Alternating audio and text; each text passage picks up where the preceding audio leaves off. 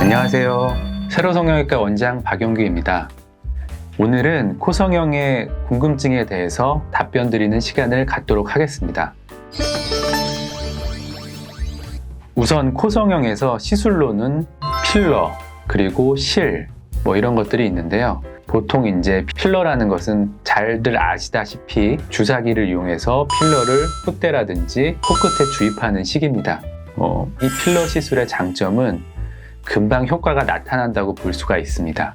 그렇지만 단점으로는 요즘에는 영구적인 필러를 쓰지 않기 때문에 시간 지나면 흡수가 되면서 좀 낮아지기도 하고, 낮아지는 과정에서 콧대 같은 경우는 옆으로 퍼져서 콧대가 넓어 보이기도 하고, 또 코끝에 넣을 경우에는 코끝이 좀 퍼져서 좀 더 복코처럼 보이기도 합니다. 두 번째는 실을 이용해서 콧대를 높이거나 코끝을 높여주는 방법이 있는데요.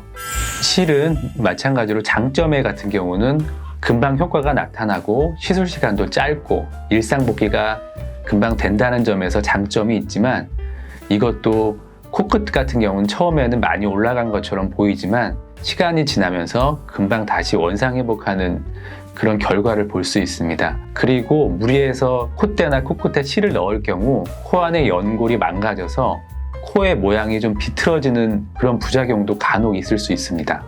그리고 세 번째는 메시볼이라고 코끝에 넣는 인공 물질인데요. 코 안쪽에 살짝 절개해서 코끝을 살짝 높여줄 때 쓰이는 재료인데, 이것은 장점은 물론 회복 시간도 빠르고 시술 시간도 빠른 장점이 있는데, 단점으로는 아무래도 코끝에 이물질이 들어가다 보니까 이제 메시볼 자체가 윤곽이 잡혀서 도드라져 보인다던가, 또한 염증이 생긴다던가, 코끝의 색깔이 변한다던가 그런 단점이 있을 수 있습니다. 이러한 단점들이 많기 때문에 필러 시술은 간혹 하지만 실이나 메시볼은 세로성형외과에선 절대 사용하지 않는 재료입니다.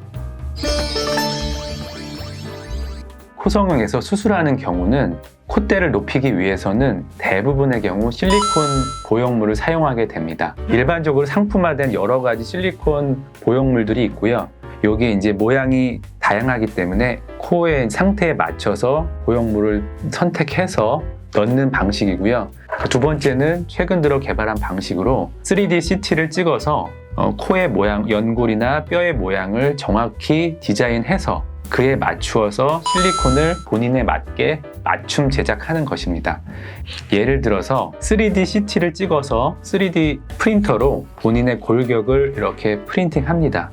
그 골격을 바탕으로 실리콘 보형물을 맞춰서 제작을 해서 뼈와 연골의 모양에 딱 맞게 제작을 해서 실리콘하고 뼈와 연골 사이에 들뜨는 공간이 생기지 않도록 밀착시켜서 부작용을 최소화할 수 있게 만들어준 것입니다. 그리고 최근 3D 보형물을 제작하는 회사가 한국에는 2군데 있는데 원리는 같은 것으로 저희 세로성형외과에서는 2군데 다 사용하고 있습니다. 그리고 두 번째, 콧대를 높이는 재료로서는 고어텍스 같은 게 있는데 많이 쓰이진 않고요. 우리 몸에서 채취해서 사용할 수 있는 진피 지방 조직이 있습니다. 보통 엉덩이골 쪽에서 채취를 해서 콧대를 높이는 데 사용을 하는데요. 이런 경우는 퍼스트 초이스가 아니라 실리콘에 염증이 생겨서 실리콘이 맞지 않는 경우, 두 번째 재수술하는 경우 간혹 사용하고 있습니다. 그리고 코끝을 높이거나 코끝의 길이 연장, 그런 것은 저희 세로성형외과에서는 자가연골, 즉 늑연골이나 기증늑연골, 귀의 연골을 사용해서 코끝 모양을 잘 만들어주고 있습니다. 코끝 성형은 실리콘 같은 것보다는 인체 친화적인 자가연골이나 늑연골, 아니면 기증늑연골, 그런 것을 많이 사용하고 있습니다. 경우에 따라서 콧대를 높이고 싶은데 실리콘은 절대 싫다고 하시는 분들이 계신데, 사실 콧대를 높이는 거는 자가늑연골이나 다른 재료로선 사실 불가능합니다. 왜냐하면 무리해서 하면 할 수는 있지만 늑연골의 특성상 나중에 붓기가 빠지고 행착하는 과정에서 휘어지거나 모양이 변하는 경우가 많이 있습니다. 콧대를 높이고 싶은 경우는 실리콘을 추천드리게 됩니다. 기증늑연골 같은 건 저희가 실제로 쓰는 걸 잠시 보여드리겠습니다. 그리고 기증진피라고 코끝이 약간 함몰돼 있거나 연골이 비출 때 좀 덮어서 사용하는 기증진피라고 이런 제품들을 사용하고 있습니다. 코끝을 성형할 때는 우선 연골을 사용한다고 보시면 되는데 제일 흔하게 사용하는 귀연골, 그 다음에 코 안에 있는 비중격 연골, 그리고 좀 더 단단한 재료인 자가늑연골이나 기증늑연골, 이런 연골들을 사용하고 있는데요. 각 재료마다 장단점이 다 있습니다. 보통 귀연골 같은 경우는 코연골과 귀연골은 형상이 비슷하기 때문에 자연스러운 면을 강조하고 싶을 때 많이 쓰이는 재료고요. 비중격 연골 같은 경우는 귀연골이나 코연골보다는 좀 단단한 재료이기 때문에 좀 더 코끝을 높이고 싶거나 좀 더 오똑하게 하고 싶을 때 쓰이는 재료입니다. 또한 기증늑연골이나 자가늑연골, 이런 경우는 아주 단단한 재료이기 때문에 코끝을 수술하고 나서도 계속 유지하고 싶거나 코끝이 너무 짧거나, 그래서 코끝이 너무 짧아서 길이를 좀 길게 해주어야 되는 경우, 또 그리고 예전에 수술해서 코끝이 유착이 많이 심한 경우, 이런 경우에는 좀 더 단단한 기증늑연골이나 늑연골을 사용하는 것이 좋습니다. 우선 첫 번째로 짧은 코의 경우는 우리가 코를 인위적으로 좀 길게 늘려주고 코끝을 높여줘야 하기 때문에 이런 경우는 아무래도 연골이 많이 소요가 됩니다. 따라서 비중격 연골이나 늑연골 같은 걸 쓰면 좋고요. 이런 경우는 비중격 연장술이라고 비중격에 연골을 덧붙여줘서 코의 길이를 최대한 늘리고 높여줄 수 있도록 도와줍니다. 그리고 복코 같은 경우는, 복코라는 것은 코 안에 콧구멍 둘러싼 연골들이 좀 퍼져 있어서 넓어 보이는 것이므로 코끝에 콧구멍을 둘러싼 연골을 모아주고 좀 오므려주고 해서 코끝에 넓어 보이는 것을 좀 좁게 오똑하게 도와주는 수술이 필요합니다. 매부리 코 같은 경우는 콧대 뼈나 연골 부분이 튀어나온 것으로, 이런 경우는 심하지 않는 경우는 살짝 다듬어 줄 수는 있지만 심하게 튀어나온 경우는 매부리라고 하는 튀어나온 부분을 수술 기구를 이용해서 평평하게 깎아줘야 됩니다.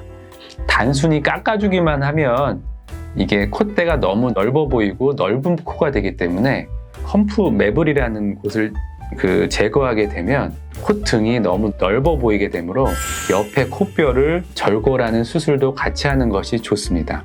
우리가 코뼈 절골이라는 것은 넓은 코뼈를 절골을 해서 이렇게 코뼈를 안으로 좀 집어넣어서 콧대가 좀 넓어 보이는 것을 좁아 보이게, 날렵해 보이게 하는 수술입니다.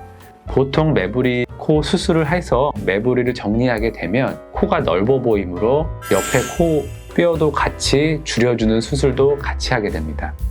그리고 비곡 내리기라는 수술이 있는데요.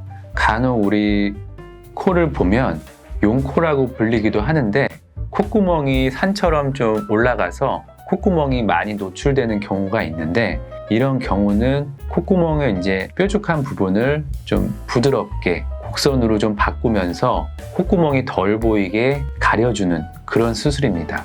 콧날개 올리기란 수술이 있는데, 간혹 코를 보면 콧날개가 많이 코 끝에 비해서 처져 있는 분들이 계신데요. 이런 거를 올려서 코의 비율 맞게 교정해주는 수술이 있습니다. 그리고 마지막으로 콧볼 축소 수술이 있는데, 우리가 콧볼이라고 하는 건 이렇게 콧날개 부분을 콧볼이라고 하는데, 크게 두 가지로 나누면 외측 절개와 내측 절개가 있습니다.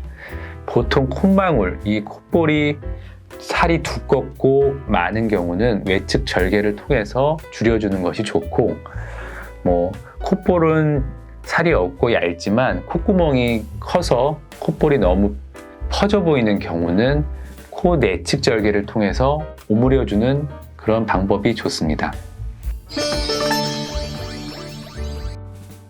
보통 코 수술의 접근 방법으로 개방 코 성형 수술, 비개방 코 성형 수술이 있는데, 그 두 수술의 가장 큰 차이는 이 비주 부분을 절개해서 여느냐 안 여느냐의 차이입니다. 코 안쪽은 절개는 하지만 겉에 보이는 비주 부분을 절개해서 여는 것이 개방형 코성형이라고 하고, 비주 부분을 절개하지 않고 코 안쪽으로만 절개해서 수술하는 것이 비개방 코성형 수술이라고 합니다. 우선 개방형 코성형의 장점은 시야가 잘 보이므로 더 수술자의 입장에선 더 편하게 수술을 할 수가 있고요. 그렇지만 비주에 절개선이 있기 때문에 흉터가 자칫 보일 수 있습니다. 그리고 비개방 코성형의 경우는 우리가 비주를 절개하지 않기 때문에 비주의 혈액순환을 담당하는 비주 동맥이나 혈관들을 절단하지 않기 때문에 혈액순환이 훨씬 좋아져서 붓기나 회복에 훨씬 좋습니다. 아무래도 코성형에서 비주를 절개하지 않다 보니까 박리가 덜 되는 것이 아니냐, 아니면 수술이 한계가 많은 것이 아니냐 하는데요. 물론 모든 코를 비개방 코성형으로 할 수는 없습니다. 유착이 아주 심한 경우나 코가 많이 구축이 심한 경우는 개방형 코성형을 하는 것이 좋지만, 그 이외의 경우는 그 수술자가 얼마나 경험이 있고 얼마나 그 상황에서 박리를 잘 하느냐에 따라서 결정되기 때문에 수술자의 경험이나 술기가 훨씬 중요합니다. 그리고 비개방 코성형에서 다른 성형외과에서 상담을 받아보셨겠지만 비중격 길이 연장을 할 경우에는 비개방이 안 된다고들 많이 하는데요. 저희 세로성형외과에서는 이 모든 비중격을 이용한 코성형이나 비중격 길이 연장도 모두 비개방을 통해서 가능합니다. 그것이 세로성형외과의 가장 큰 장점입니다. 비개방 코성형을 통해서 비중격까지 할 수 있다는 것은 많은 경험과 수술을 통해서 숙련해 왔기 때문에 가능합니다. 이상으로 코성형의 전반적인 궁금한 점에 대해서 말씀드렸는데요. 더 궁금한 점이 있으시거나 문의사항이 있으시면 직접 내원하셔서 상담 받아보시기 바랍니다. 감사합니다.